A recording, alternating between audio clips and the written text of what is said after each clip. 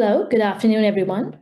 On behalf of Corporate Capital Market Limited, it is my great pleasure to warmly welcome you to today's webinar, Retirement, the Next Chapter. How ready are you? The session is all about helping you prepare for one of life's greatest milestones, which is retirement. We're fortunate to have a panel of speakers with us today, bringing their expertise with practical experience in finance, investment, and lifestyle planning. Before we get started, a quick note, please type any questions that you have into our chat because the microphones will remain muted during the session. I encourage you to listen actively, jot down key points, and think of how these insights can support your own path to a secure and fulfilling retirement. Thank you for being here. We're excited to have you with us and look forward to a thoughtful and engaging discussion. To introduce to you our first panelist is Mr. Murtaza Jafarji. He's the CEO of JB Securities and chairman of the Advocata Institute. He combines 3 decades of capital market experience with over 10 years in public policy discourse. Over to you, Mr. Jafarji. Thank you. Okay.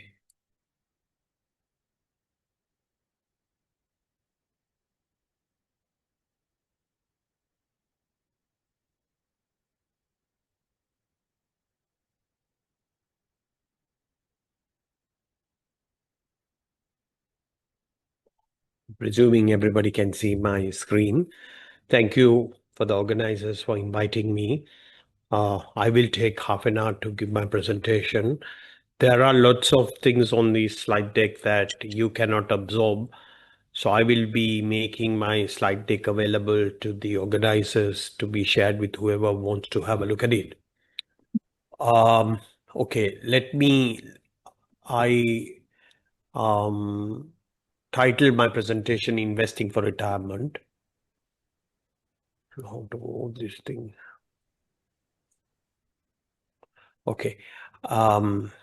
So it has different segments to it. Let's talk about what I call lifetime financial advice, human capital, asset allocation, and insurance.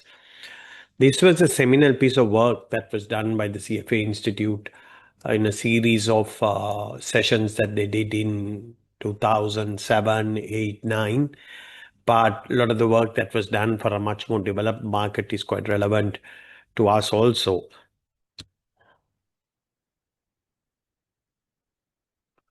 So what's this life cycle view? So I assume that Sri Lanka, I will show you what the life expectancies are. There's a difference between the male and the female life expectancy, but I took a value of 8 years. So this is typically how the progression of a person would be. The first 18 years of a life, I know that in Sri Lanka, we sometimes take up to about 19 years to finish schooling, but in most countries by 17 or 18, you're done. So you have a growing up and an education stage. And if you are going to be only a school leaver, you start working. And as per the current norms in Sri Lanka, you retire at 60. Then you have like almost a 17.5-year period in retirement. Then you go into what you call assisted living period, which means that you may not necessarily be able to take care of yourself alone. And typically that lasts about 2 years. I have actually gone all over the world studying this system. And then you come to the end of your life, which typically is a very expensive part of your life. A lot of high medical intervention. You probably go into a nursing home till the end of your life. Okay. Now, I think there are some people's microphones on. Maybe the organizer can mute them, or you can mute everybody. So some quick definitions. I don't expect you to remember all of this. There is what you call the accumulation stage, which is the period before retirement from the time that you start working, where you put away X amount of money and the money starts working for you. There is then something called the decumulation stage, which is that what balance that you have acquired before retirement starts getting used. Something called an annuity. We have an actuary here who probably can go into that a little bit more in detail. What it basically says is that, okay, I will invest a lump sum and I would like to have a certain amount of fixed money every month. So that annuity is highly dependent on how much money you invest, what the insurance company expects as a return, and there is a end of life risk element to it, which is taking care of something called longevity risk. So longevity risk is if you assume that the average life expectancy in Sri Lanka is 80, some people can live till 90, some people can even live to 100. So, but some people might die at age 65, 70, different reasons. So what it tries to do in an annuity, the insurance part is that it's pooling. Most insurance is pooling. It's dividing the risk. It's pooling of risk. So some people may live long, some people may live shorter. So on average, the people who basically live long are being subsidized by the people who have a shorter life. So that longevity risk is taken care of also in the annuity. Then there is mortality risk. So the mortality risk in this context is the risk of dying during your working life. And most people believe that you should buy life insurance at the end of your life. No insurance company will give you a life insurance policy at beyond a certain age. Ideally, actually, contrary to what people normally do, life insurance is something that should be purchased at the beginning of your life. I mean, the beginning of your working life. Because what you're trying to do is that once you finish your education, you have a very large amount of human capital. The human capital is basically the present value of all your future earnings. And if you die early, that human capital is not fully exploited. So that's one reason why you would take on a term life policy to protect that human capital. And then you have financial risk, which is basically the volatility that you carry through when you invest your capital, because the riskier investment classes are going to be volatile. And bequest is what you would like to leave behind to your progeny at the end of your life. So somebody is scribbling on the screen. This is not coming from me. I don't know how to deactivate this. Maybe the organizers can do that because this is coming on the slides. So I modeled 6 scenarios. You have a base case where somebody starts working at 18, they retire at 60, and they put aside 15% as savings. And their wages grow by 8%. Now, where did this 8% come from? Well, the inflation target, and I'll get to it, set by the central bank under the new monetary central bank law, is currently set at 5%. So you can assume that at least you'll get a salary to overcome the 5% rate of inflation. And there will be an additional 3%, which I'd call productivity benefit, which will come because you are going to be a lot more productive every year with experience and maybe skills. So your wages grow 8%. And I also took a basic investment return of 8%. Because don't forget now that lots of taxes are going to get eat away at some of the returns, the nominal interest rate that you get. Then I took a second scenario in which basically you have a university graduate. So instead of being a school leaver and starting work at 18, you go to university for 4 years. And I made an assumption that the end of the 4 years, when you start working, the next year, you will probably get a salary that is 20% higher than a person who started working at age 18, who continue to get the 8% salary increment every year. So whatever that person at 28, 22 who was a school leaver is getting, the fact that you go to university, you are going to get 20% more. But the flip side of that is that in your working life, already 4 years has gone. So you were not earning during that 4 years. Then I also took the base case and I increased the rate of return by 1%. And trying to understand what will happen. I also assume another scenario is that instead of retiring at 60, you keep working till 65. And then I looked at another scenario, which was the base case, but you don't die at 80, you die at 85. You live 5 years more. And the last scenario is that instead of saving at 18, you have a good time till 30 and then start saving. So what impact will that have? Now, this is what happens to the base case. And I'm just trying to see who has scribbled on the screen, because everybody will see this scribbling. Somebody is doing this on purpose. Okay. So you have the contribution to wealth that comes from that base case. So what is simply happening here is you have a starting salary of about 60,000 rupees a month, which is what I took as a base case. And 15% of that is being put away.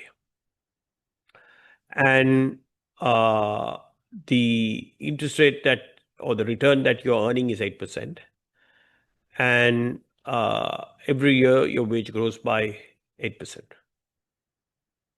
And based on that, at age 60, what is the cumulative balance that you're left with? And what this is showing is the different components that are contributing to that balance. So from the end period balance, 30.2% is the cumulative savings, which means that is the savings that you put away, that 15% of wages that are growing at 8% a year, what you have put away. 26.3% comes from the interest of that saving. Okay. So, that savings balance is growing, and I simply said that, okay, we'll just apply an interest every year on that savings balance. The last thing is interest on interest, right? And you can see that over a very long period of time, the interest on interest is the thing that is accounting for the majority of the in period balance. So Einstein famously said that one of man's greatest discoveries was compound interest. And this compounding of returns is basically a very, very important. Yes, thank you. That green stuff went away. The compounding of returns is really what drives wealth accumulation. And Warren Buffett famously says that in your autumn years are the years that you start generating the largest amount of wealth. There are two things. One is that people basically have experience of investing, and they also have a large investment balance because they have saved. So the next slide is showing you what is going to happen to that wealth balance under the different scenarios. So a school leaver, I indexed it at 100, and this shows you all the different components. Then you go to the college graduate, the university graduate, who basically starts earning 4 years later, right? But they get 20% more salary, right? So in the working life, they have 4 years left to work. And they end up with about a 6% greater accumulation, although they start 4 years later, but they start with 20% more salary. So the fact that they're getting a large salary makes a difference. But what you can see here is that it's not a huge difference, right? In this highly stylized example, it's only about 6%. Then you look at another scenario where you increase the rate of return by 1%. So the base case is 8%. Instead of 8%, you basically put it as 9%. And what you can see is the gray area is making an even larger contribution because it's compounding, right? So what's happening is the dark blue and the light blue, there's no change there, right? There's no change there visually. The numbers look different because it's showing the total contribution. But the 123.5 that you're getting is mainly coming from the interest on interest, right? It's coming from interest on interest, right? So that little bit higher return, which is compounding over a long period of time, that is making a huge difference, right? Just 1% more. Then you have the next scenario, which is working till 65, right? So you have 5 more years of working and 5 years less of living, or 5 years less of retirement. And that you end up with a very large balance. You're living till 85, which means you live longer. It's not going to yet make a difference to the cumulative balance that you are saving. It will come in the annuity, which I will show you shortly. And you basically invest late, which means you have a good time, you party, and you don't bother about your responsibilities. And only at age 30, you probably finally get married and decide, now I must start saving. You're worse off with that last scenario. Okay. So this is what is happening in that base case, that between 18 and 60, you are accumulating wealth.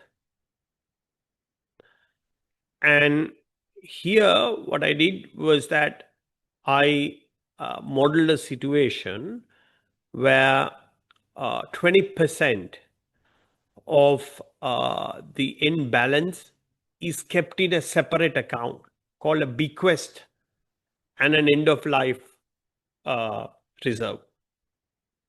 So bequest means you want to give it to somebody, whether it's your children or somebody. And the decumulation stage is the other 80% is now being invested in an annuity. And that annuity is running down. Right? So insurance company is telling you, okay, I'll give you an X amount of money. But what's happening is that if you do the maths, the way that balance is running down is what you see in the decumulation stage, right? Now the bequest is again being invested at that 8%. So it's growing. Of course, from the 8%, 5% is inflation. So what you're seeing here is nominal, not adjusted for inflation. So that's what the whole life cycle view looks like. Now you take all of that, and I said that you could buy an annuity for that retirement period of your life. And this is what the annuity looks like. Now, if you go to university, you're still living 20 years. The differences are still the same.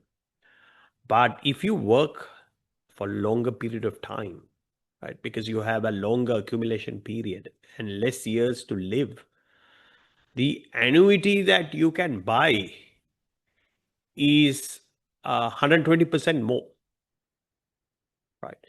So the essence of the argument there is that if you postpone your life, your working life, the money that you get in real retirement is going to be substantially more. So the quality of life that you will be able to have And there is something called the replacement ratio, that whatever the salary that you retired at, what percentage of that salary is the annuity, right? So you'll never get 100%. You'll never be able to achieve 100%. But if you postpone the retirement, the replacement rate of your salary that you were earning will be pretty high, much higher than you would get at age 60. And if you continue to live for a longer period of time, 80, 85, and you buy an annuity that will last you for that, instead of 20 years to 25 years, you're going to get less of an annuity. And the worst outcome is that if you don't save early. So what's happening here? Now I've zoomed in here, and what it is showing is that this is what happens for the university graduate, that they start working at age 22, and the blue lines that you see is how the wages are growing every year. So although for the university graduate, they don't start, they delay their start by 4 years. On average, they can, when they start, they can earn a 20% premium over somebody who has been a school leaver who has also worked for 4 years. This is the thing on the right shows you what happens to the wages over the lifetime. It's a more accentuated thing. Now, this is what happens to the wealth accumulation. And if you see the case of the person who starts saving at age 30, unlike the person who starts saving at age 22 after university, although the person who basically starts working at 18 has an accumulated balance, and you can see that at age 22, the fact that the university graduate has a higher income, they catch up. But it takes till 41 years to catch up. Right? You don't catch up soon. Still, the school leaver has an advantage. He's ahead. His savings balance is ahead till age 41. Right? It's only after that point is crossed. Postponing retirement. So in this particular case, I said till age 60, your wages grow at 8%, and thereafter, nobody's going to start paying you a productivity benefit, because they'll say, look, you're not very productive. Sometimes if you're doing manual labor, those kind of things, there is a physical wear and tear on your body. So I'm just going to give you a salary that will just compensate for inflation. And that's where you see that red dot. But even though the amount of wage growth has stalled or come down, still you're accumulating again, you're not drawing it down, right? It's continuing to grow. And that's what you see on the right side. So this is what happens if you live till 85, that you basically, the bequest motive, which keeps growing in blue, suddenly at age 80, because your annuity has ended, right? I mean, if it's a fixed annuity till only age 80 without the insurance element, you start then pulling down your bequest. Now, this is the impact of not starting early to save. That if you look at age 30, there's a very small difference between the base case.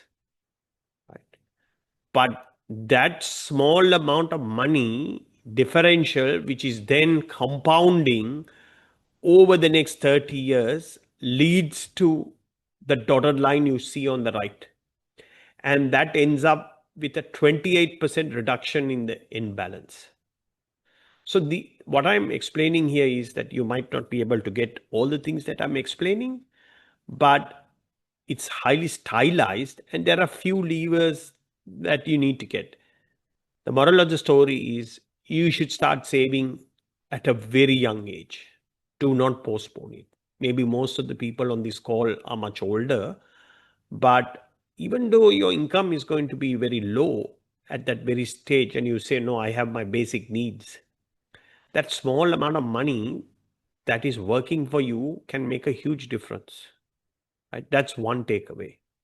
The second takeaway is that instead of investing at 8%, if you just increase the return by 1%, and this is compounding over a long period of time, the power of that compounding starts making a huge difference.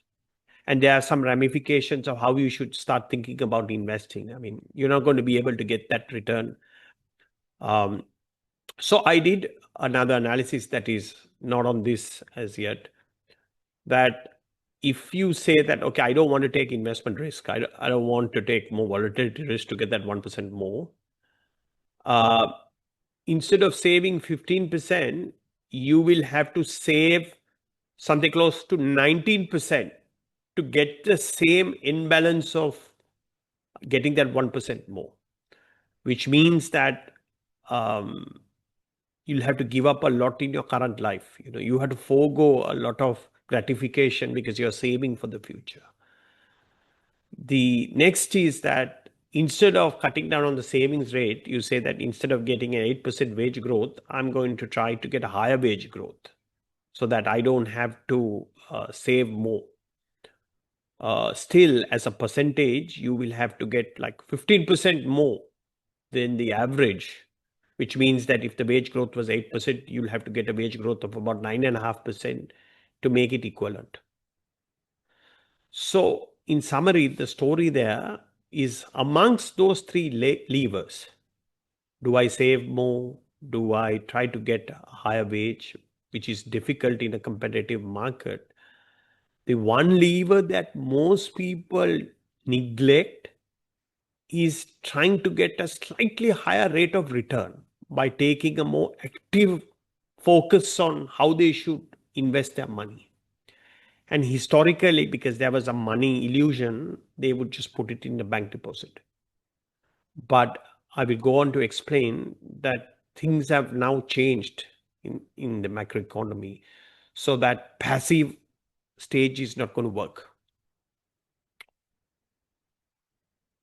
Now, there is something called modern portfolio theory, which basically says that returns on a risky asset class is normally distributed.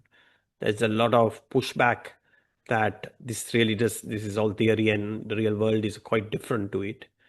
But the whole basis of modern finance is based on the normal distribution of returns.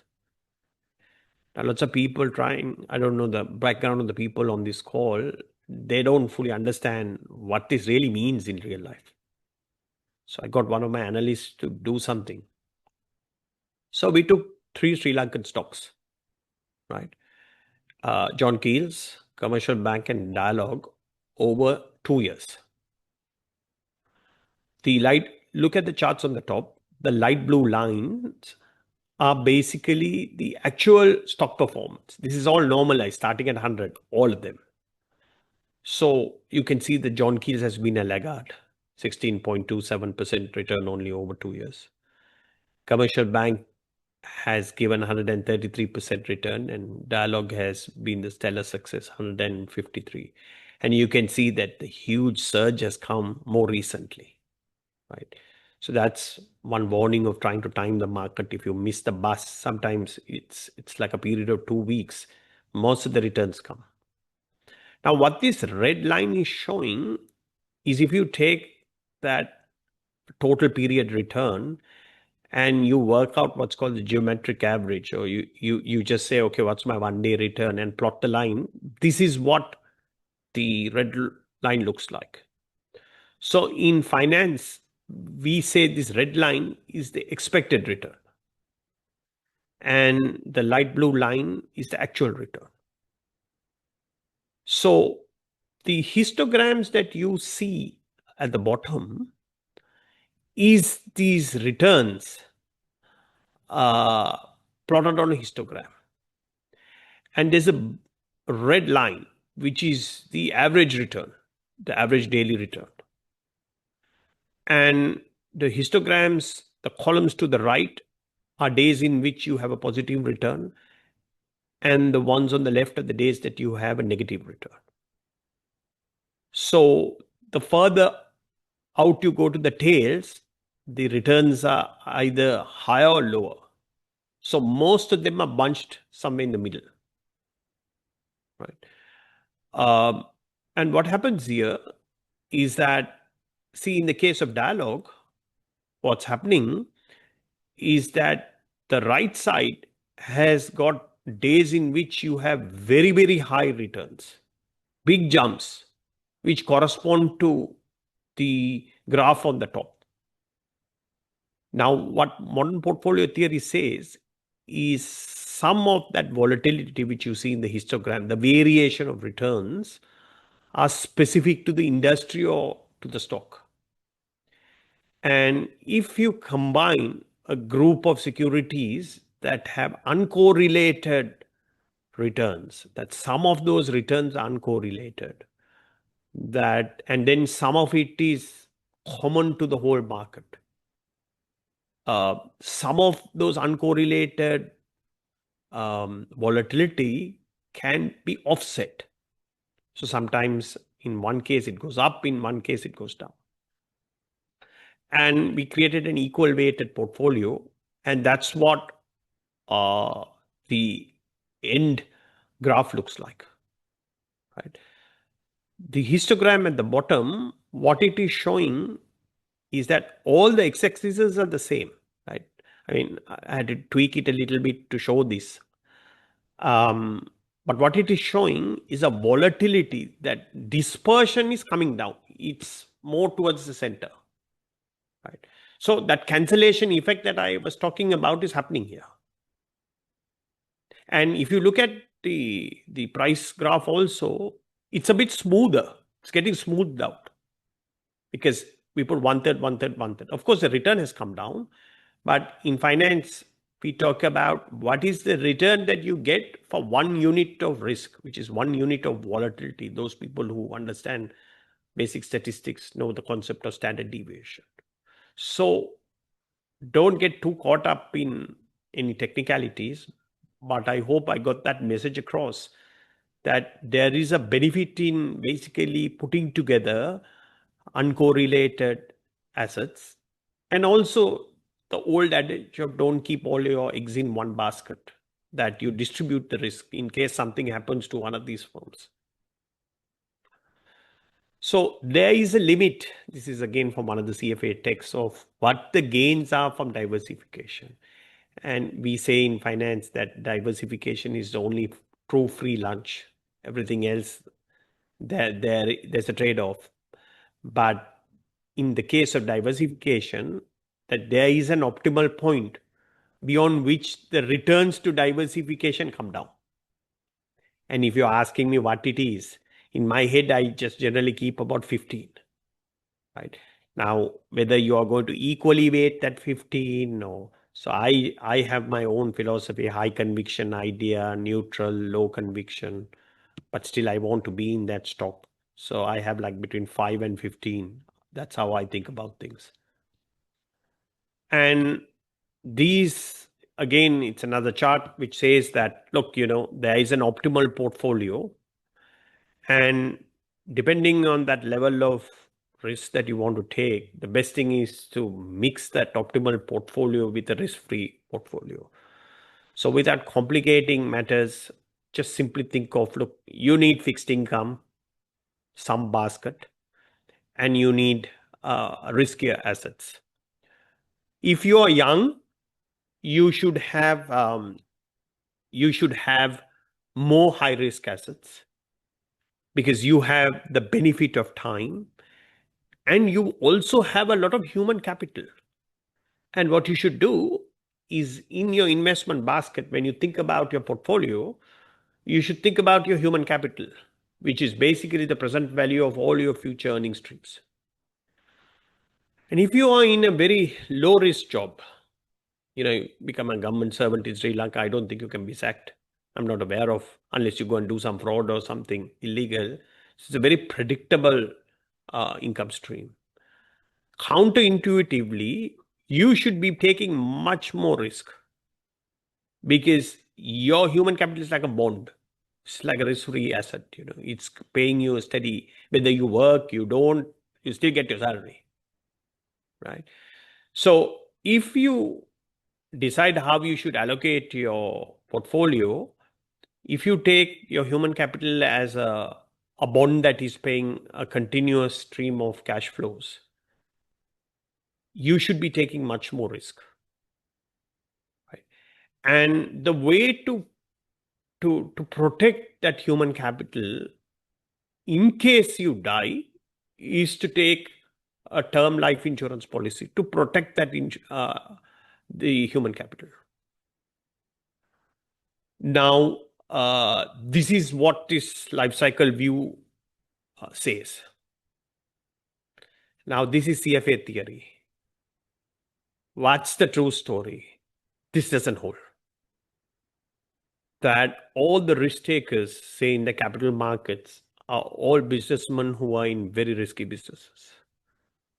So what the theory says is, take stockbrokers, they should be actually investing in very low risk assets because their income is highly tied to the stock market. So therefore, their income is like an equity instrument. So therefore, with their savings, they should be investing in very low risk assets. But that's not the way it works. That if you go and look at the major players in the market, and it's a very concentrated number of people who are the main investors, less than 1,000 people, who make about 80 to 90% of the market. Most of them, some of them are professional investors now, but all of them are pretty much risk takers. And it doesn't matter the stage of the life they are in, that's what they're driven by. So this part, because I have now exceeded my time, I'm going to speed up a bit. This is what life expectancy is. So for males, it's 75. For females, it's 80. And it has been going up over a period of time. So Sri Lankans are living longer. Now, what's the outlook going forward? If you look at more developed countries like Japan and all, they have very, very long lives. But my sense is that this is going to start climbing with all the advances that are being made in health sciences, etc. Now, the number of marriages has been coming down. So the last census that was done in December shows that we have about 21.7 million people. And if you take this figure, which is something like 160,000, and divide by the 21 point this thing, there is about 15 marriages per 1,000 people. Now, this is what's going on in the demographics of Sri Lanka. That after the pandemic and after the financial crisis, the number of people dying has gone up. Right? You're not looking at the absolute number per 1,000. Right? It had gone up to over 8 and it has come down. The number of people, I showed you marriage, right? I mean, you would think in a conservative society like Sri Lanka, okay, people will get married to have children. It's highly unlikely that people will have children out of wedlock. But with the marriage rate also coming down, but the birth rate has come down even more. So less people are getting married, and the people who are married are deciding to have children later. So the blue line shows you the birth rate has dramatically come down. So it will be interesting to see those people who are in products that go to babies, whether there has been a significant drop in demand. And you take the aggregate of the death rate and the birth rate, and you look at the net rate, look what's happening to the net rate. That is why when they did the census last year, December 13th or something was a cutoff, the estimated population was higher than the actual population. Now you add the number of people leaving foreign employment. This is per million. So if you take it per 1,000, it's 14. Now all these people who leave quite a number of them come back. There is no tracking of how many people came back. But I used to have another model based on a perpetuity model. I'm estimating there is about 1.9 million people outside Sri Lanka. They don't get counted in our population because you count, if people are more than 365 days out of the country, they don't get counted here. Now, the net outflow of people, if the people leaving for foreign migration is like 14 and the number of people coming back, you probably are going, if the net addition is only 2.2, with the people leaving Sri Lanka, you're still going to have negative population growth. Right? Now, this has not been factored in. And this is what you see over the years, how the population has grown. This is all taken from Professor Lakshman Dissanayake, who is emeritus professor of demographics at the Colombo University. And you can see the population growth rate on the Y2 axis has come down significantly. Now, when you start factoring in 2025, 2026, let's see what the trends are. Our population is not growing. Now, what he says is these are his long-term projections. And he says that this population will stabilize at about 25 million people, right? We are 21.7. So we have a fairly high density, but unlike some of our South Asian neighbors, which are continuing to expand, we simply don't have those demographics in Sri Lanka. And what's also happening in these things is the dependency ratios. And this is coming, I think, here. The old age dependency is going up. So one person working is supporting 0.38 people in retirement. It used to be much lower before. So I believe that the population above the age of 60 is about 18 or 19. Now I'm going to accelerate. So there were 3 pieces of legislation that was being passed. The new central bank law, which has a very different board structure, two boards, Monetary Policy Board and Governing Board. And unlike previously, there is no economic growth in their mandate. It's only about inflation. And that's where that inflation target is so important, 5%. The secondary objective is about financial system stability. And they cannot lend to the government, what is commonly called money printing, unless there is a natural disaster or pandemic. Then there is a Public Financial Management Act, which increases a lot of responsibility on the fisc in terms of state-owned enterprise, public investment and PPPs. The PPP law is coming. You see reporting requirements for those who are macroeconomic analysts. Within a period of 4 weeks, the fiscal accounts have come. In fact, the fiscal accounts for August has come. It's a record primary balance surplus, something like 300 billion, which is incredible. And I will show that to you. There are expenditure controls. So much more discipline, much more accountability. And there's a Public Debt Management Act. That is why the PMDO has moved out of the central bank into the treasury. We need to get that to work. There's a potential of government securities being traded on the stock exchange. And then you come to the growth picture, that although we recorded very high growth last quarter, it's still 7% below what it should have been. And these are kind of the contributors to growth of that average. You can see there are many sectors that are below the growth, and there are some sectors that are higher. And this kind of shows you the contribution to growth.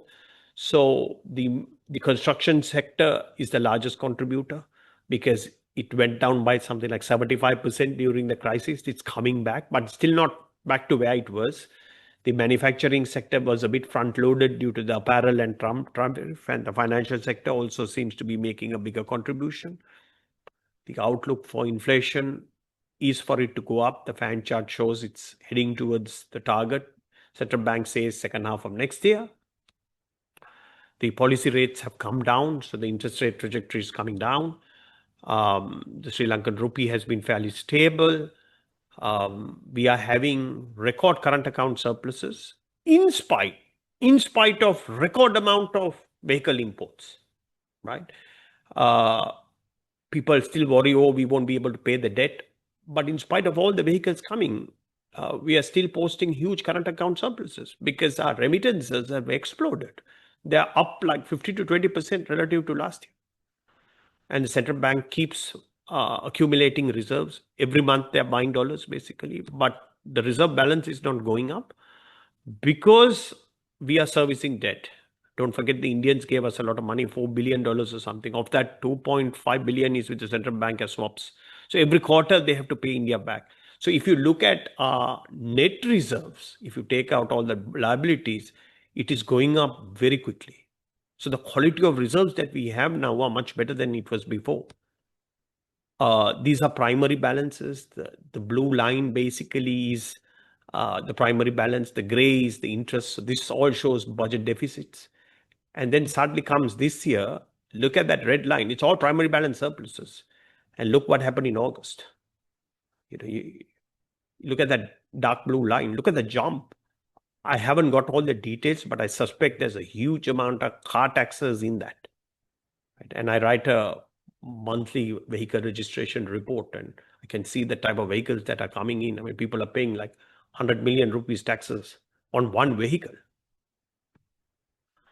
So the problem is that if you look at the right chart, the amount of money that we have to spend on education, on healthcare, on pensions, because we are indebted, is low. Right? All the noises that NPP and whoever else is making, there's just no fiscal space to spend. So the context of today's seminar is you need to take care of yourself. Don't expect the government to provide you a safety net. It just simply doesn't have the fiscal resources to do it. See, this is the trajectory of debt.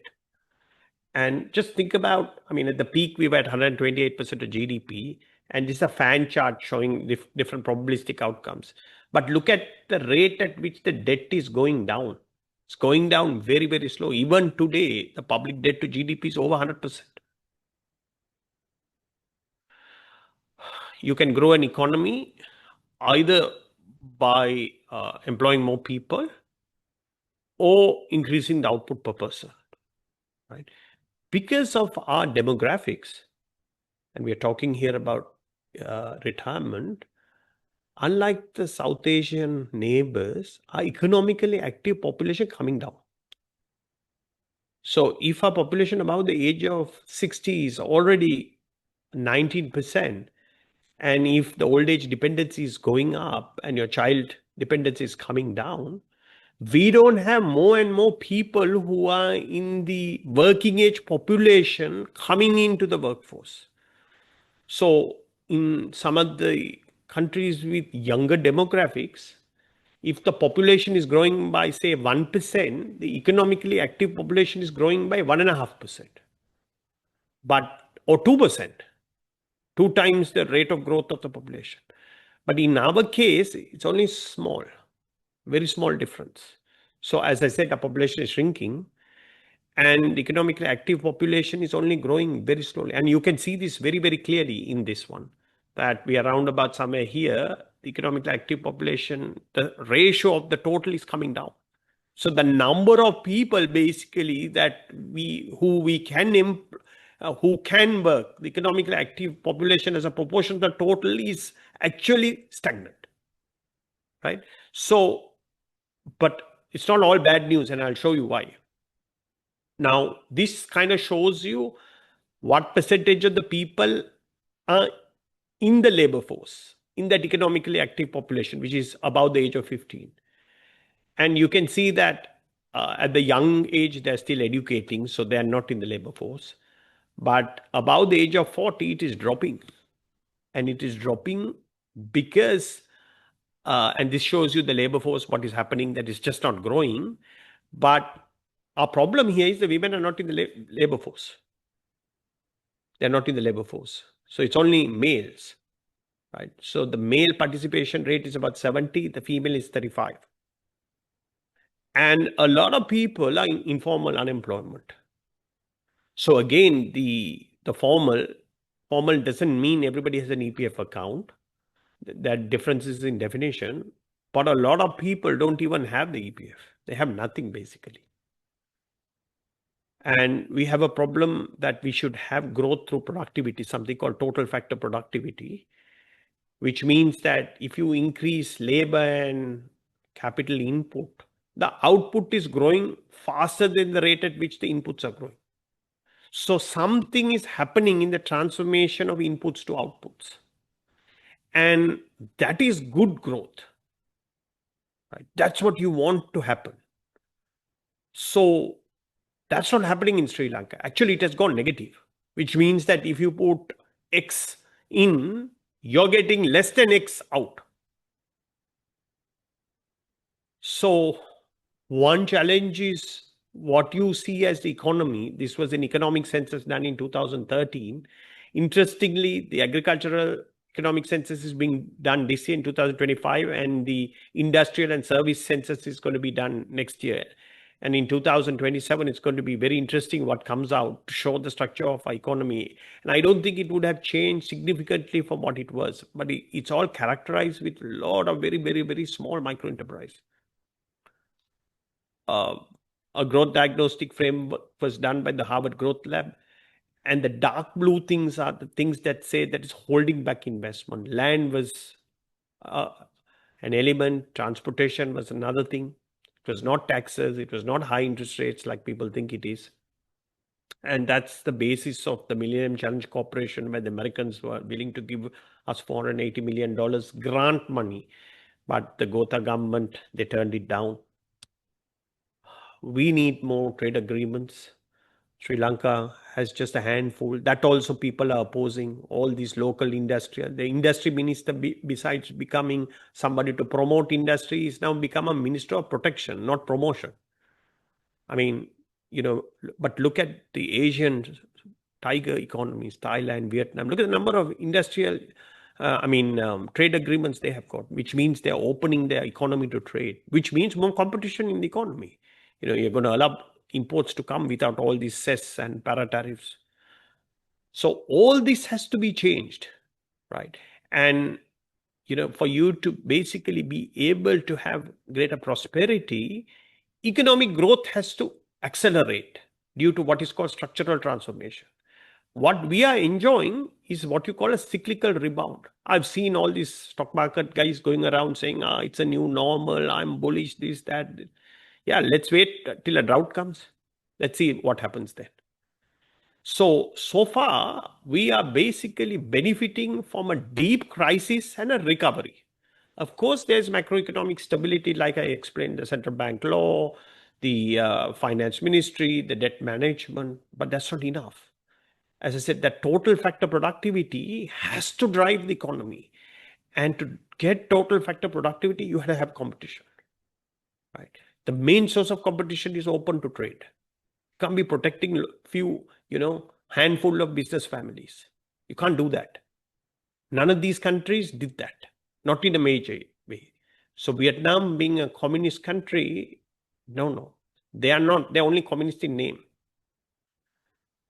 And again, coming back to investing, the favorite asset class of almost every Sri Lankan family is land. The central bank produces a land index, and this is what it looks like. So what are my closing thoughts? Now, you have a far more active taxman.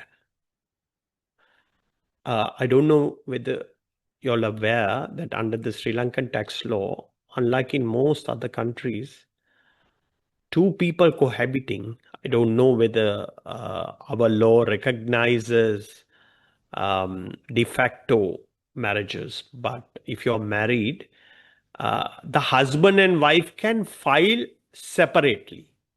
You don't have to file as one.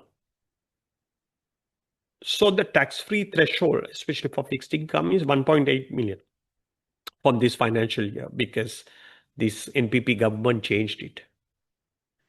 And the next 1 million is at 6%. So up to the first 2.8 million of income, taxable income, assume that you're getting some 10% interest. So that's like 28 million. So actually that 28 million will only be taxed at less than 3%. Okay, then it jumps to 18% for the next this thing, and then when you'll soon hit 36%. So I don't know the composition of the people who are on this call, but if you have a spouse or an adult child who does not have a taxable income and you don't have a problem with them, you should invest jointly, right? Because this is all within the law. These are the rules. I didn't make the rules, basically. These rules exist. You can reduce your tax burden. So one thing is, if you invest jointly, then when you file your taxes, that you can divide it half. Of course, returns on equities does not get taxed, and the dividend is at 15% withholding tax. This is mainly for rent income, for interest income. Then there's a rule of 72, which means basically it's a thumb rule that if you get 7% return, you take 72 and divide by 7, it'll tell you 10 years to double your capital. It's quite a useful rule. So whatever the interest rate, you take 72 and divide, and it'll tell you if you continue to get that return and you reinvest the money, what's the type of time period to double. University education does make an impact, but not a huge impact to your final balance. But between the two, still, if you get a reasonable university education, I mean, it is going to benefit you in many ways besides financially. A population that is getting older, there is no other lever, absolutely no other lever. You cannot retire at 60, full stop. You cannot retire at 60, right? Most people will have to go until 70, right? Or you do partial retirement, that you work fully till 65 and then less, because you just are not going to be able to accumulate enough money. You cannot be working, you can't live for 20 years on your savings. It's impossible. Be good with your family. Don't fall out with them, because you will need their help, especially towards the end of your life, because you cannot afford care. I mean, unless you are at a very high level of income. It's just because what's going to happen is caregiver salaries are going to grow faster than any other group in the economy. Simple. The demand is going to go up. Today, caregivers like attendants, and why do you think our people, so many of our people are going to Israel and so many other countries as caregivers? Because their populations are aging, they need them. So, our people are going because, I mean, you are getting very, very good salaries. So even in the domestic market, the market for caregivers, the salaries are going to grow faster than most other categories. And lastly, don't expect the government to provide a safety net. This generation kicked the can down the road. We didn't do the debt restructuring. Narrow elite benefited massively by not restructuring the domestic debt. That domestic debt is there. And therefore, the fiscal authorities will always be constrained. So what the government can provide through free health care, old age care is going to be very rudimentary. So you've got to take care of yourself. I have actually taken double what I was allotted. Sorry. Next speaker, please.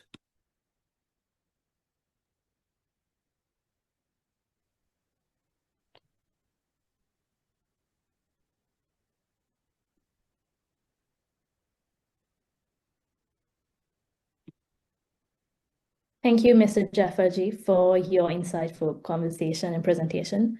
I think for a lot of us here who are in the late 20s or early 30s, we forget the significance of compounding. We think we envision an early retirement, and sometimes we also think we can save later or put it off for later, which clearly doesn't go hand in hand. So I think it was insightful for everyone here to take something away from your discussion. Introducing our next speaker, Ms. Rishi Gunasekara. She is the Fellow of the Institute and Faculty of Actuaries UK with 14 years of experience in life insurance in UK and Sri Lanka. She currently holds the position of AGM Actuarial Services at Selingco Life Insurance. Over to you, Rishi. Thank you. Let me just share my screen.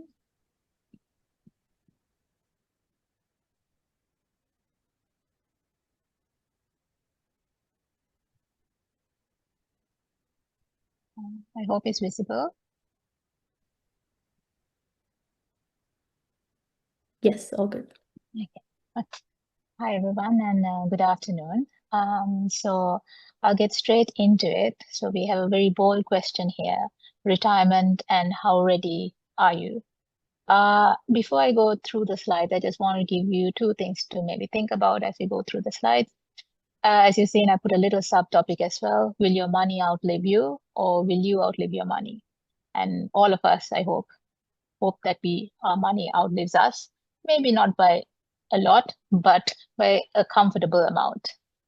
And also, just want to get you to think. Say a man is retiring today at the age of 60, and he has a fund of 30 million. He's quite happy with it, and he has maybe a monthly expense of about 120,000.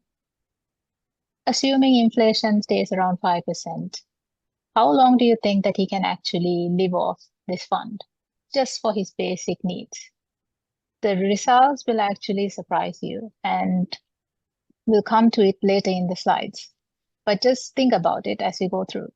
So just moving on, I'm assuming we have a variety of people in the audience today, but most of us young people don't tend to really think about our retirement.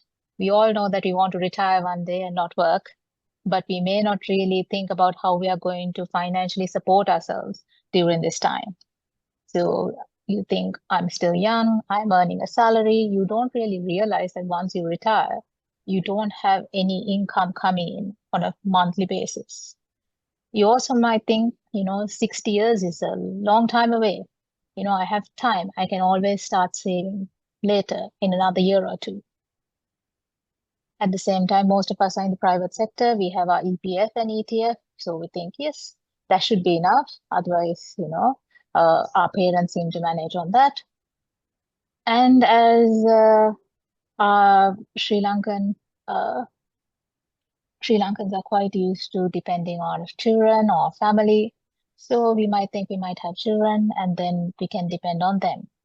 And I'm just going to touch on the demographics again a little here because this is one of the main concerns as to why we need to change our thinking patterns when it comes to retirement planning and maybe start depending less on family and children that we may or may not have in the future. So looking at the trends and stats again, this is similar to the charts that were shown earlier. Yes, the population is growing, but as you can see, the growth rates are coming down drastically. And this is basically because the birth rates have been declining. This could be due to the fact that there are less marriages, people are having children later, and a large number of our population has migrated, particularly in the recent past.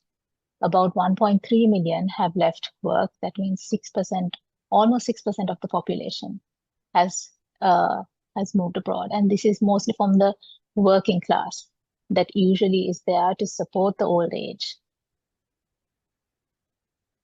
And as mentioned earlier, the old age dependency ratio has been increasing. Currently at 2024, it's at 18.4%. And if we look at our neighboring countries, Sri Lanka is still one of the highest countries with a very high age dependency ratio compared to even India and Bangladesh and Pakistan. So this is a bit of a worrying statistic for us, and it's getting worse.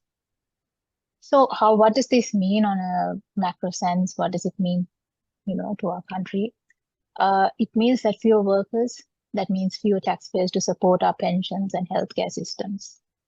Rising dependency ratios, so more public and private spending will have to be put towards elder care rather than helping the economy grow. And as the elderly population grows, there's competition for healthcare resources, as mentioned earlier. Caregivers will be very expensive and social services also intensifies. So coming back, we want to know, if you haven't already started thinking about it, where do I start? What do I do? So I think it's really important to think, what you're planning to do for your future. We all might have a stable career right now, but we must think, when are we going to retire? Sometimes we have to retire at a certain age. That's a company policy or the state demands it. Is there a possibility for me to keep working? Can I start another job later on? Can I do part-time? What age do I completely stop working? And as mentioned by Mr. Jafferji, we need to try and delay this as much as possible. So even having several avenues of jobs or income is very helpful, and where you can actually realistically work till you're 70, 75. And at the same time, it's also important to think what kind of lifestyle you'll be wanting when you retire. What will be your expenses?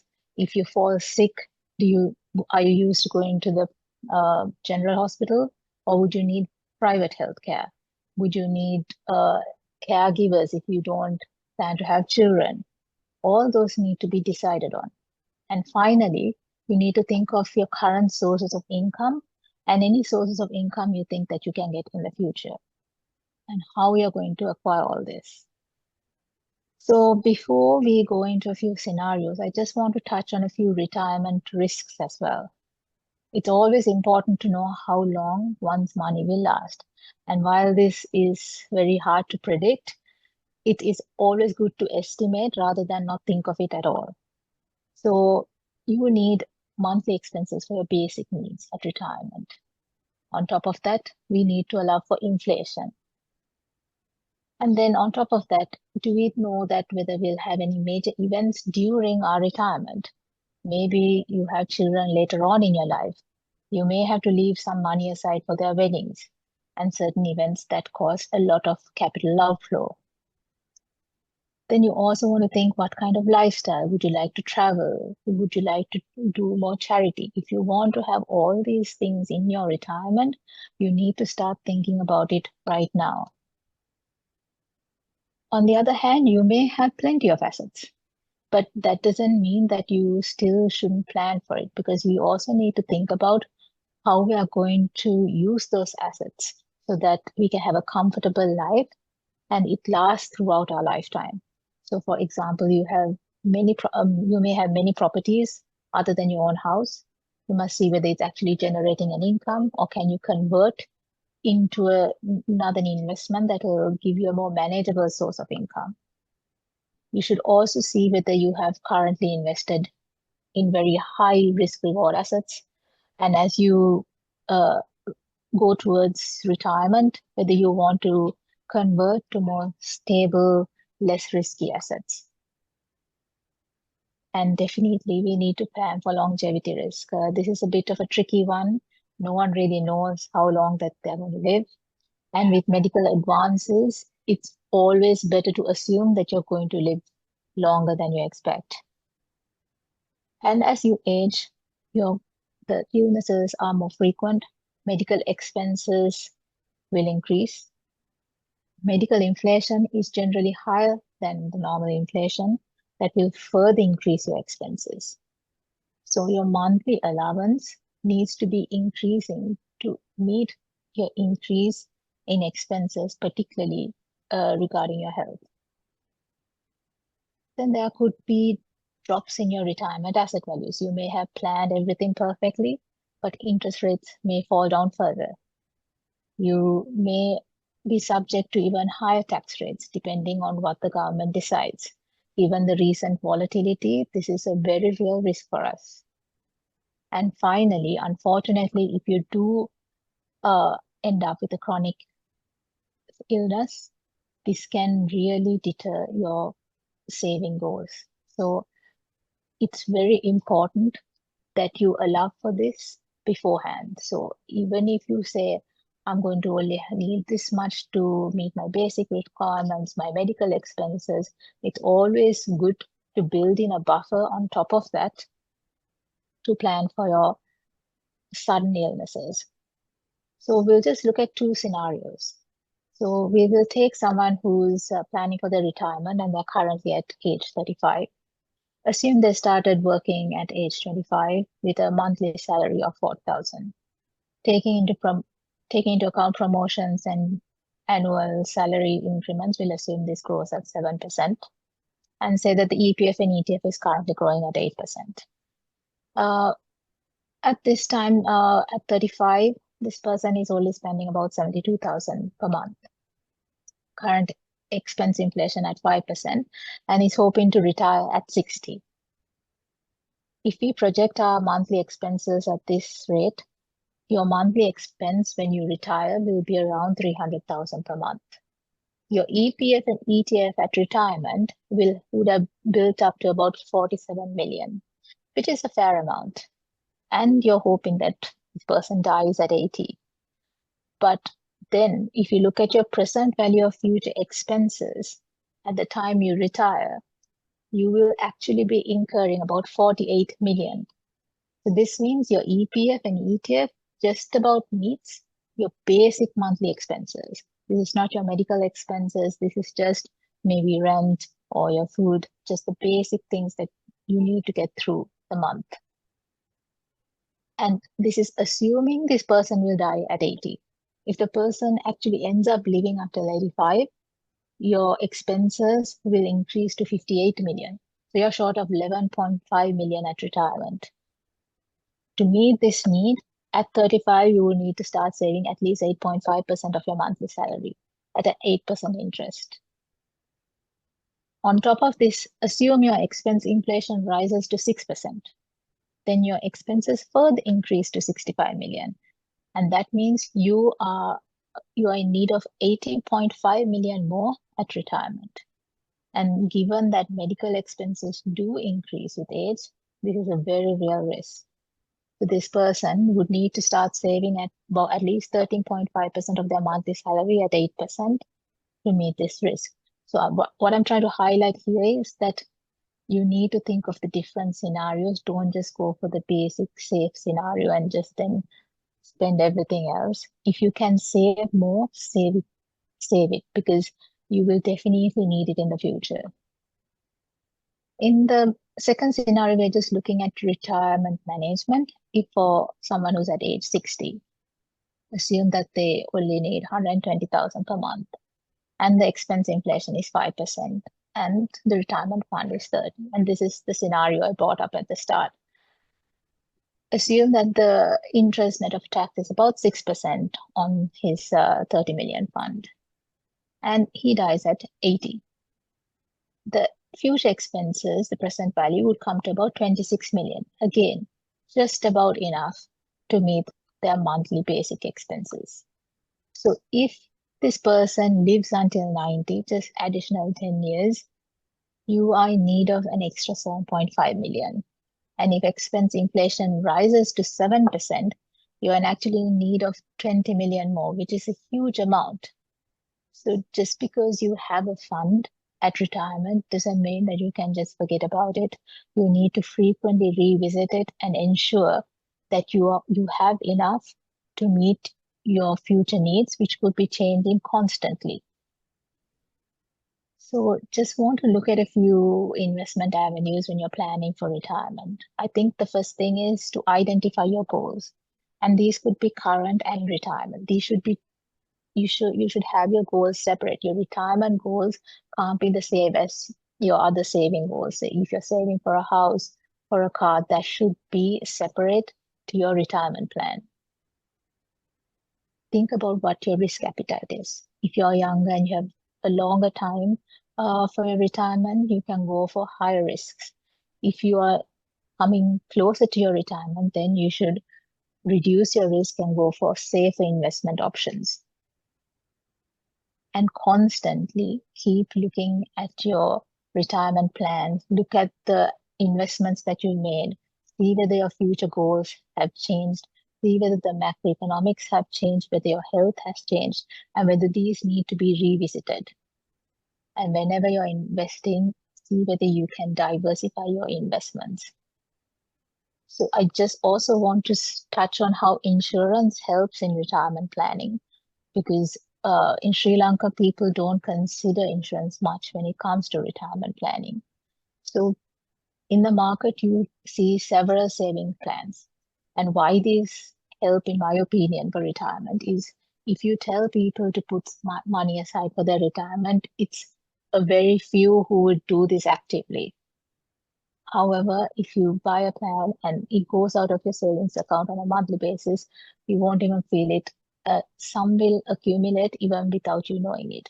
There's a built-in life insurance cover there, so if anything happens, you are covered for that risk as well. And these plans can be tailored to also build medical funds. So as we're all aware, as you age, it's very hard to get medical insurance. Most insurance companies won't cover you past the age 80. So it is good to even have a separate fund accumulating just to meet your medical needs during retirement. Another benefit of having life insurance is it can help you tackle any estate taxes or debts that might occur on someone's passing. Health insurance, on the other side, helps you meet your current medical emergencies, and this won't hinder you saving for your retirement. So your saving goals can be met even if you unfortunately fall sick during your work-life period. It also helps because medical inflation is a real problem. So having health insurance helps manage that risk to some extent. Again, focusing your salaries and savings to your retirement goals. There are other options as well in insurance which can help you even when you're working, and if you fall sick and you can't continue to pay your premiums for your savings plans, it will give you that option for the company to keep paying your premiums. So these options really, while it might not help directly in your retirement, it makes sure that you meet your retirement goals and that you save constantly, and it can help you start meeting your goals even from a very young age. So as Mr. Jaffery mentioned earlier, it doesn't matter what age you are at now, start saving immediately, even if it's just 5% of your salary. It is worthwhile putting that amount aside and then deciding how much of money you have to spend, rather than saying, I don't have enough money, I hardly have enough to get by these days. So the main takeaway, I think, in this presentation is to look at your goals and be realistic with yourself and understand that you will be needing much more money at a time where there is actually no monthly income. So it's good to start saving now, then keep it for later. I just want to thank the CAPM team and Mr. Sen Naika as well for organizing this very timely webinar, and I hope it was helpful and helped you all think about retirement or gave you a starting point for it. Thank you. Thanks, Rishi, for insightful discussion and the scenarios. I just got a comment which says this webinar is stressing me out. Plan B, die soon. So I think our intention isn't to stress anyone out, but it is to show the importance of how important it is to start saving early, which I think we're giving out the messaging clearly. So I'm just going to move to our next speaker, Mr. Gayan Alvis. Gayan is a chartered financial analyst. He's a fund manager with over 18 years of experience and currently serves as DGM, Head of Investment at Selling for Life. In his spare time, Gayan shares his knowledge on LinkedIn and Twitter, where he has over 18,000 followers. Gayan, over to you. Thanks, Nirasha, for that kind introduction. I hope I'm audible and visible. And may I invite the IT team to spotlight all two panelists plus me. Hi, everyone. Today is a perfect day to have a conversation about retirement planning. Not because this webinar is scheduled today. Okay, maybe that's one. Today, in addition to being Children's Day, it is actually also the International Day for Older Persons. So I did some digging because the word older persons doesn't well rhyme with me because I'm also getting a little bit old now. So there's a movement to rename this as International Longevity Day with an objective of drawing attention for linking how the aging is linked to medical challenges. I think both of our panelists spoke about this challenge and they emphasized about the medical inflation. And the feeling I got is that, I mean, across the general public, there's an understanding that things may be tough now. But what I understood is if things are tough now, it's going to get tougher when we retire.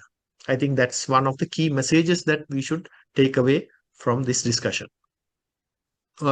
So I'll just give a little heads up about what we are planning to do in the panel discussion. There will be about 2 rounds of questions to the 2 panelists. Meanwhile, as the audience, I invite you to type in your questions in the chat box so that we can address them as soon as possible. I'll try to accommodate as much as questions as possible, but remember, each scenario is different. You are unique. Your retirement planning questions and challenges may differ from others. So if you have a question, this is an excellent opportunity to get it clarified from 2 specialists. So let's get started. Mr. Jafferji, let me start with you. You actually opened our minds and hearts also a little bit by showing different combinations: retirement age, life expectancy, rate of return, wage growth, savings rate, and also a little about higher education as well. So, Mr. Jafferji, in your opinion, if we take 2 people, maybe one at one edge of the life cycle, maybe they are like in their 20s. You had that scenario also that someone would party till 30 and then would start saving. So let's say someone gets inspired from this webinar and someone in their mid 20s wants to think about retirement planning. And also other end of the curve, maybe someone in their mid 40s or close to 50s gets suddenly the realization that I need to plan for my retirement. In between these 2 people, someone in their mid 20s and someone who is approaching 50s, as an practitioner, what would be your advice in terms of asset allocation? Asset allocation, for the reference of others, is how you invest your retirement fund. 20s versus maybe close to 50s. Mr. Jafferji? Okay. So somebody popped a question about human capital. I'll just answer that. So human capital is basically the present value. That means you adjust for inflation, and you also have to put an adjustment for the risk premium depending on the nature of the job. So if it's a highly volatile job where there is a lot of variation in your income, basically you will have to put a risk premium on that discount rate. And you look at a person's lifetime earnings and you discount for that. And the value today is the value of that human capital. So like a bond, there's a decay function going on. So next year that human capital will be less basically because you have one less year to go. So that is the nature of human capital, and it's like a financial instrument. Now coming back to Gayan's question, how would you start at early part of your life? So what basically finance tells you is that because you are rich in human capital, and depending on the nature of your human capital, you can have complementary style of investment. But let me put it to you very simply. First is the challenge of saving, right? So before you worry about investing, you need to have the discipline of saving, right? Now the problem is that in India, what has really worked is systematic investment programs. Sri Lanka is not widespread. And what is great about that is it's automatically getting deducted from your salary, right? So it's like a committed expense. Okay. So we really need to do this here because the first challenge is people don't have the discipline to save. They may argue and saying, look, my income is low, how can I am foregoing so much? I'm a very basic existence, etc. And I'm trading off, like, I like to have fun, I'm young. I hear these stories, I'm young months only, why am I giving up on this? So the first principle is the discipline to save. Right? The second thing is, because we have a hot market at the moment, Gayan, we get a lot of emails. Oh, I'm a newbie, I want to start. So when you are new, basically, don't try to be like an expert who's trying to invest 50, 60. And most people are doing this like entertainment. They're trying to speculate. And, they invariably go and get burnt. So the first piece of advice is, first, the discipline to save. Second is you start investing, right? Not putting it in a bank deposit. So you need to have a relatively low cost investment vehicle, like a unit trust, etc., that will charge you a management fee. But basically, you're supposed to be a professional and do a job that is better than, say, a new person, right? So invest in a relatively managed investment vehicle. Don't try to go pick stocks, etc., and put more in riskier asset classes, because you have your whole life ahead. And don't forget that we are not counting here the thing that the EPF takes away from you. That's a huge contribution, like 22% or something, 23%. That's a huge pool, but you have no control over it, right? So that's the person in the 20s. Now comes the person in the 50s. Now, you used to be eligible to take your EPF at 55. I don't know whether they raised it to 57. So at that stage of your life, you have basically got quite a bit of capital. Right? Now, the theory would say that you take less risk there because you're going into your retirement age. I would say no, because your retirement horizon is till age 80. Right? You probably have a bequest motive. So therefore, if you are in your 50s, I would advocate, and I'm not taking your primary residence. Normally, when we think about this, you don't take your primary residence into the equation, right? Now, in some countries, they have something called reverse mortgage, where basically you can pledge your house and that's your initial capital into an annuity, and it draws down. At the end of your life, the house goes to the insurance company or the financial services provider. But at that age, I would say you should be allocating a minimum of 40%. 40% to equities, 40% to fixed income. And if you have other alternate assets like property, etc., gold, other things, because here, now what happens again in Sri Lanka is, instead of putting 40% in equities, there'll be about 50% in real estate. Okay, so that's my advice. Thank you, Mr. Japaji. Something we should really think about. One is, before trying to be an expert, to do the things, the basic things. For example, start with the most important thing. Before investing, you need something to invest with. So I think Mr. Japaji mentioned about saving first, and then think about the allocation based on your lifestyle and also how much time you have to retire. And I think another important thing that we realized from both of our esteemed speakers is that we may not have the luxury of retiring early, or at least 100% retirement may be far, far away, maybe semi-retirement, or maybe part-time. Thank you, Mr. Jafarji. And I think one point that I gathered from your clarification is that maybe we should rethink between real estate and equity, because real estate, maybe traditionally, or maybe because it brings some comfort so that you can see the place, whether it's the land or the building. I think traditionally it has been a very high allocation, which Mr. Jafarji correctly said we need to rethink, especially at the latter part where liquidity also becomes important. And because of the volatility and maybe bad experiences, when something leaves a bad taste in the mouth in the past, we tend to be a little bit conservative when it's come to equity, but maybe something that we should rethink. Thank you, Mr. Jafarji. Moving to Rishi. Rishi, you also showed us a combination of different variables. You started with a nice metric. I think the answer to your question at the beginning, where like how much is enough, I think nothing would be enough given the variables. Even I think I was just doing some calculation, even 50 million would not do. It depends on how far and how longer I live and what is the way that I want to live. So Rishi, it's some nice numbers. Thank you for sharing those thoughts with us. That really got us thinking. Coming back to the question, you showed several variables, as I was saying: inflation, taxes, retirement age, medical inflation specifically. So Rishi, I mean, when we look at all those factors, like for some, it may be too complicated equation.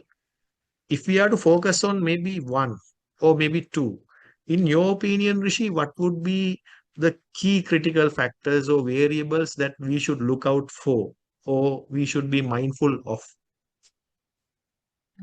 Thanks, Pan. I think two things, and again, I'm quoting Mr. Jafferji here as well. It is your time of accumulation. So the longer you accumulate, the better off you are. And secondly is your expenses. Just be aware of it because we don't know what the expenses will be in your future. So unnecessary spending now is just going to not help you in the future. So expense inflation and medical inflation can actually be a killer on your investment, retirement funds. So start saving soon and be mindful of your expenses, I would say, because you might live, because that whether you live longer or have more illnesses or comes back to how much you spent and how much you've saved. So I would say timing and expenses. And I think there is one, sorry, just a very long question on the chat.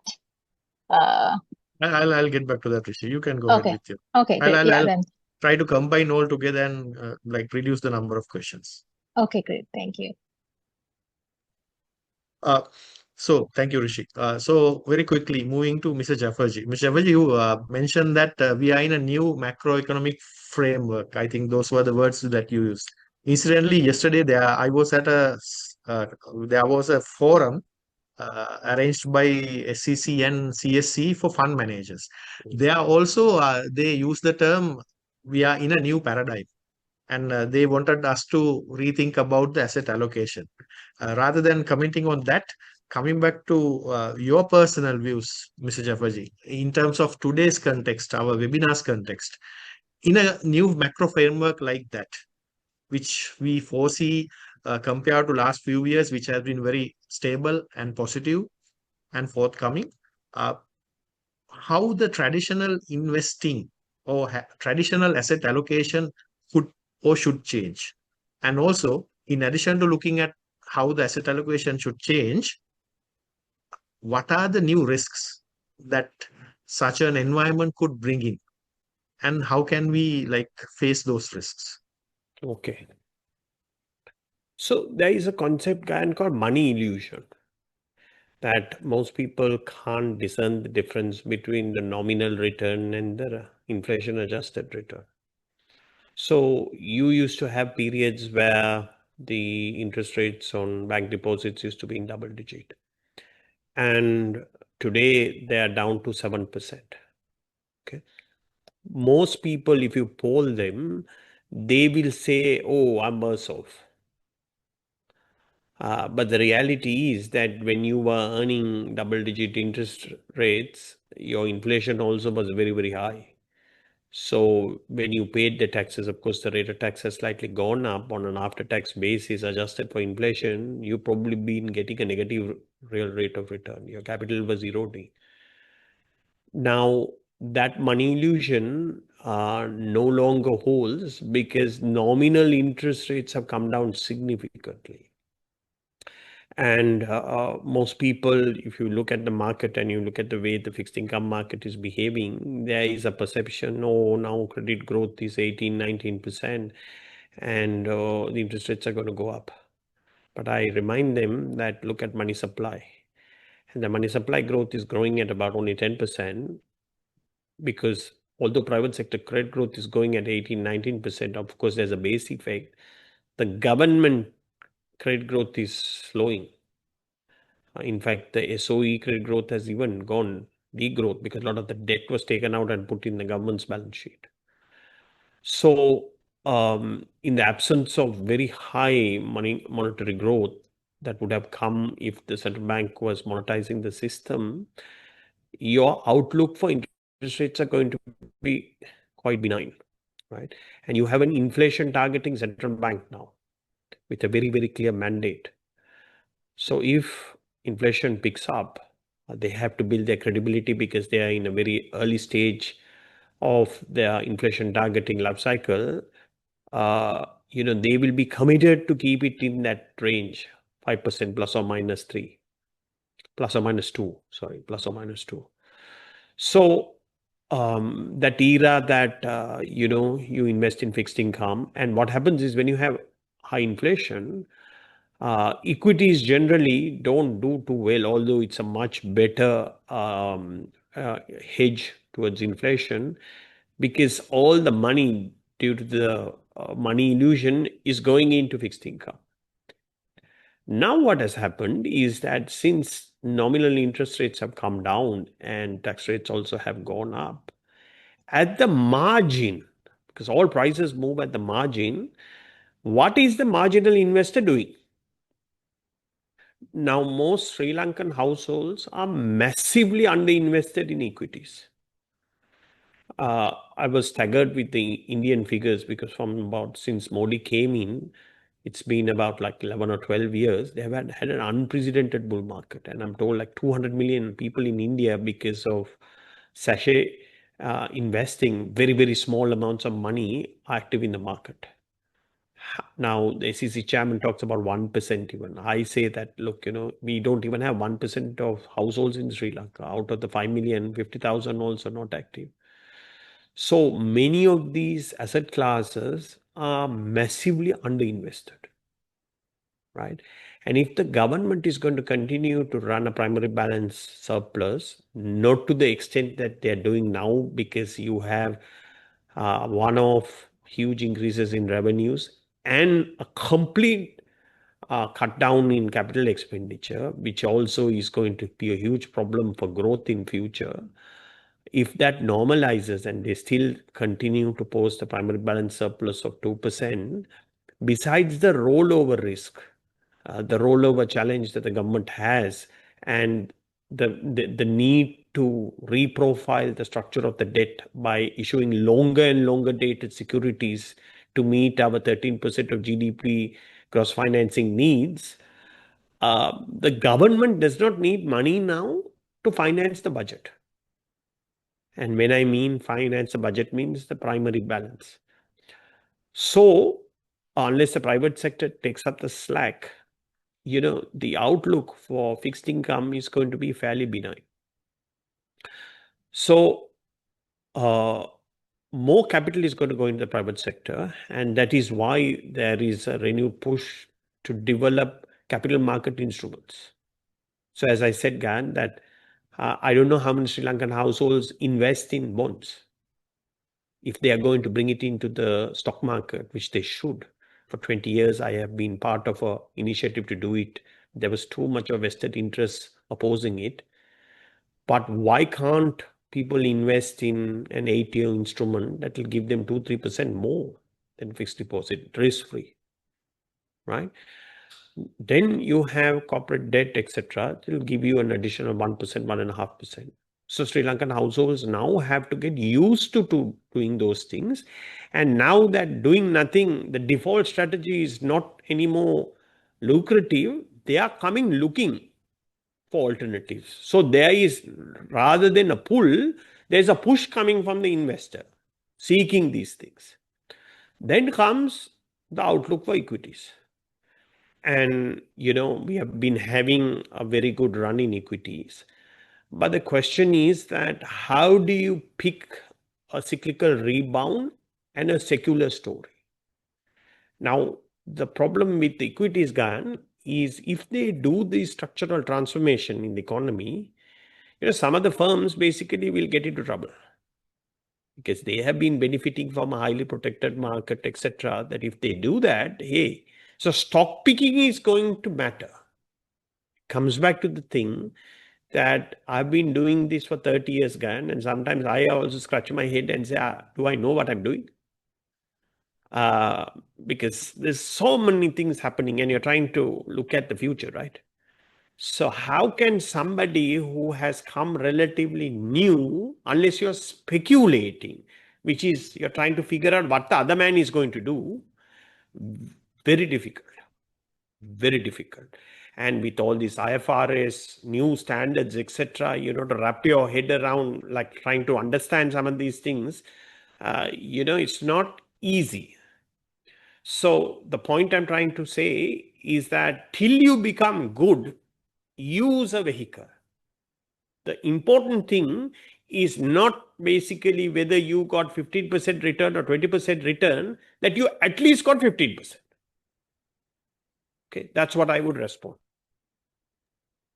Thank you, Mr. Avaji. I think the point that we should all take away is that there's this nice saying, if you're good at something, don't do it for free. So there's a wide array of audience here. We might have engineers, architects. So Mr. Jafferji and I, maybe Rishi, we can't go and we can be an architect because it needs a specific skill set. And no one tries that also. I mean, no one tries to be an engineer, no one tries to be an architect, no one tries to be a software program also, but everyone tries to be an investor because everyone thinks, okay, I'm ahead of my game. Yes, you may be, but that requires the background knowledge, education, discipline, and years of experience. You can take Mr. Jafferji as an example. So what he's trying to share is that until you reach that level, you have to be mindful, because at the end of the day, what we are advising you to do in retirement planning is investments, not speculations or gambling. Because if you do just something because someone else is doing, you have to think it's unlikely it is investment, it's most likely either speculation or gambling. So, Mr. Jafferji, I think in maybe developed markets as well as our neighbor, that's why maybe the unit trust, the SIPs, systematic investment plans and unit trust have picked up, because people do understand that this is my money, I am saving for retirement, so I should leave it in the hands of someone who is capable. If I am not in that capacity yet, yes, you can come to that capacity, but until that, take care of your money and give it to someone who can manage it better than you. Okay, coming back, there are some few audience questions, so I'm going to drop few of my questions and get into those. So Rishi, as you correctly said, there's a long question. I like to summarize it a bit. Initially, there's an explanation, so I will drop that. So simply, Rishi, maybe of course, we can't recommend anything, but we can maybe give guidance. So the crux of the question is, Rishi, the audience member is interested to know, traditionally, the feeling is that insurance, the returns are relatively low, obviously, because insurance, unlike a banking product, gives some protection also. It's not just return, it's a protected return. And Mr. Jafferji also mentioned, until you convert your capital, your human capital to financial capital, between that period, you need coverage. So he mentioned about term insurance. So Rishi, if you can briefly mention what term insurance means, and then show, are there any options for retirement planning which gives a decent return? Of course, I mean, it may not be an attractive return compared to stocks, because that's why Mr. Jafferji and we also feel there should be an allocation to stocks. But is there attractive products in insurance which can help with retirement plan? Thanks, Grant. Yeah, so to address term insurance, very basically is for the term of the policy, say it's up to 10 years, 20 years, if you die, you will get paid out the sum assured, or your beneficiaries will be given a sum assured. And this cover is pure protection. That means if you survive to the end of the period, you're not going to get any money back. So therefore, comparatively to saving type insurance called endowments, protection products are very cheap, particularly if you purchase them early on. So just like starting your savings early on, if you're buying insurance, buy it early on, particularly on the protection side, the premiums are much, much lower. Going back to the second part of the question, yes, compared to say equities and certain other investments, insurance products which have a savings component might not be as attractive, but I would say they do compare or sometimes give higher returns than even bank products, because not only does it give back the investment component, it also gives back part of our profits that come from the lapse profits, the mortality profits. And this is why, because we are insuring a large number of people. Not everyone is going to die. Not everyone is going to lapse. So those profits are also then converted and passed on to the policyholder in the end. So it doesn't mean that it is as attractive as equities, but it is a good investment to also have as part of your portfolio, and it's safer. So savings type, like universal type products, particularly if you can put a large amount of money at the start of the policy, it is a much better outcome for you at the end. So Rishi, you are referring to, I mean, for the general audience, you are referring to products usually called universal life products, or Yeah. sometimes as branded as retirement planning products, pension plans. I Pension believe you're plans, referring to this. retirement planning, saving plans. Yeah. Okay, thank you, Rishi. Mr. Jabalji, since it's a question and I also find it interesting, maybe if you can give a quick answer to this. So there's this one audience member who mentions that in the past, single income was enough to live a good life. But now with both partners are working, and as per your numbers, less dependence, because I mean the birth rates are very low. Uh, Maybe, I don't know, maybe they are spending that up to 30-year time horizon where they want to enjoy and then save. But the question is it because inflation and the prices have become higher, or is it because of the lifestyle and spending patterns? I mean, which one is it? So what you're asking me is that the two people in the family are working, right? Right. Yes, Why those they days in the family, one person working was enough to build everything. But now with both working, they find it challenging. Is it because of inflation and rising prices, or is it because of the lifestyle and spending? okay. Your guess, or Yeah, maybe your yeah. view. So now you would think that if you have two incomes, basically you'll have more income. Why are you still struggling? So look at everything at the margins. Now, the fact that one spouse, and I'm not going to say the woman, because sometimes the woman can earn more than the spouse. You have home husbands also. Our problem here in Sri Lanka is, again, not enough of that is happening. The male participation rate is 70 and the female participation rate is 35, right? And if you look at the university graduate statistics, basically, there are more women coming out with degrees than men, right? So what's happening is, in the highly educated class, the female labor participation rate is low, right? Contrary to what you would think. Now, the fact that if the spouse goes to work, still there are things that need to be done in the house. Okay, so they have to find a substitute. I mean, unless you have a house husband who is willing to come and do also housework, so you will have to pay for childcare, some kind of domestic help. So you have to look at, like, what's my net gain after my additional cost, because I'm substituting, housework for some other work, but somebody else has to do it, right? So some of that income that you come from the second person is getting eroded because of this. Right. Second is, there is also a higher income to go to work. You have to dress properly, you have to have transport, all of that. So net, you are getting this thing. And the simple answer to this is that, expectations are much higher. You have to keep up with society. Now, look at this thing about vehicles. I mean, people are putting more money into the vehicles than the house. No, basically, it will still, I mean, these expensive vehicles will not get you from point A to B faster. No chance. If it did, I would pay for that.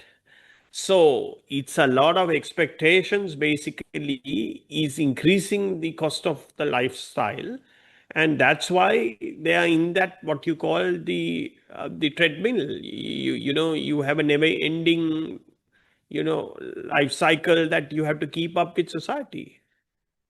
So that does not solve the problem. Of course, some people can answer that I'm having a higher quality of life. I have more fulfillment. I have more flexibility. The woman feels I'm independent. I'm not depending on my husband.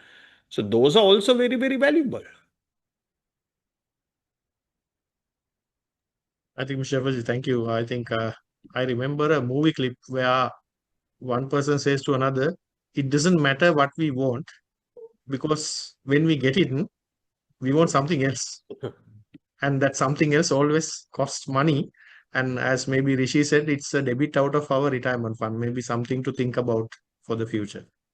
So there was a question about taxes and the returns. I think Mr. Jaffarji indirectly addressed it, so I'm going to skip it in the interest of time. And Mr. Jaffarji, very quick question here. Why has the reverse mortgages have not worked? My opinion, is it because of the bad press or the bad feeling maybe the banks might get, or anything else? Is there any regulatory hindrance? Yeah. So before we talk about reverse mortgage, let's talk about mortgage. If you take the total credit allocation from the banking system, house mortgage lending to houses less than 10%. Less than 10%. And 20% of that 10% is lending to bank employees. Right? You're only left with 8%. And half of that 8% are loans that have been made backed by EPF balances. Okay. So the pure mortgage is very small. And I tell every single banker that this is your real golden opportunity. To take an example of Australia, it's 40% of the lending book. Of course, it has a highly inflated housing market there. Right? So first we need to get mortgages to work. But I remember a person who came on the board of Nations Trust Bank when I was on it, over 12 years ago, having this conversation. And they have got that reverse mortgage product working. Of course, you need macro stability because the interest rates can't be at these levels. The simple answer is that there is a huge opportunity in that. That the house value is such a large portion of a person's wealth that they have to leverage that to pay for their retirement.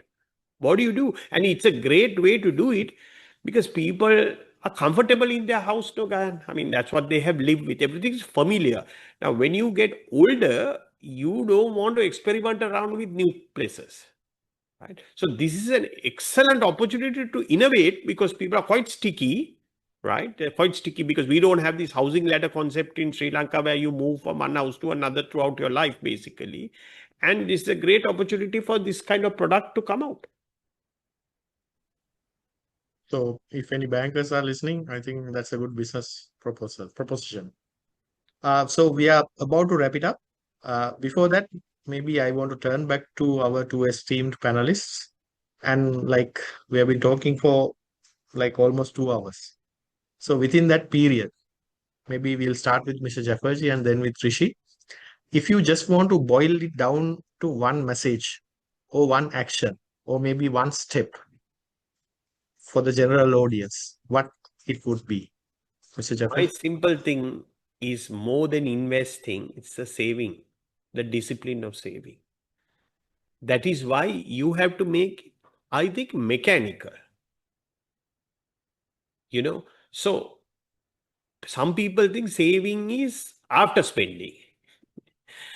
I am flipping the thing the other way and saying saving comes first. You deduct. And then what you're left with is what you spend. Rishi?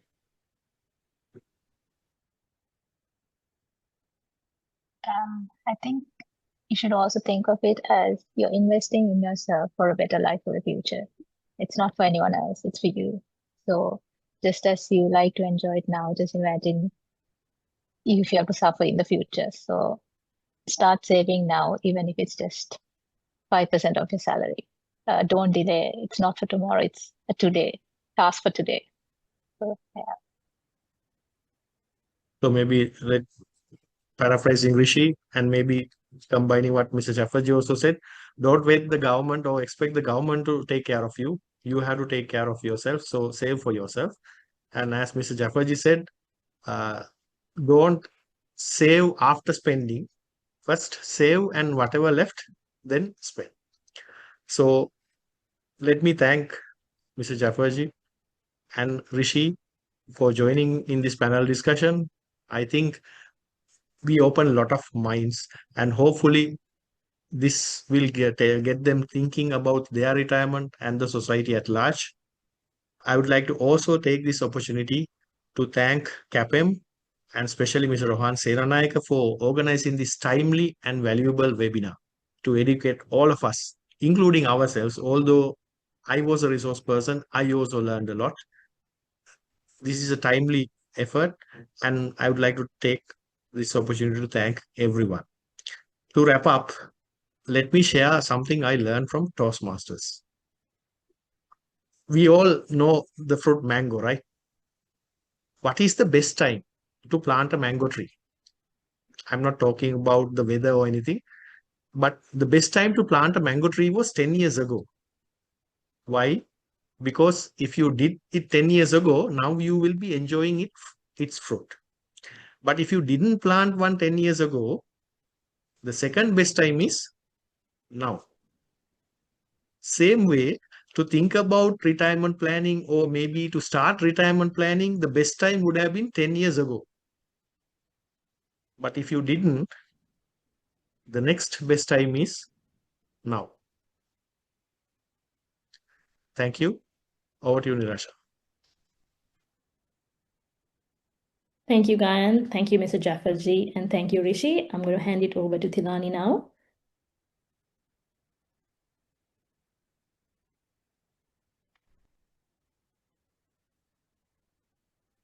Ladies and gentlemen, as we bring today's webinar on retirement, the next chapter, How Ready Are You, to a close, I would like to extend our sincere gratitude to our distinguished speakers, namely Mr. Jafferji, Ms. Gunasekara, and our moderator, Mr. Alvis, for sharing their valuable thoughts, insights, and expertise. Your insights have certainly given us much to think about as we plan for our own futures. And also a heartfelt thank you also goes out to our media partner Daily FT, and in particular Mr. Nishta Kasim, for their kind support in helping us take this message to a wider audience. And of course, to all our participants, thank you for your time, engagement, and interest. We hope this session has been both informative and inspiring, and we look forward to having you with us again at our future events. On behalf of CAPM, thank you once again and have a wonderful day.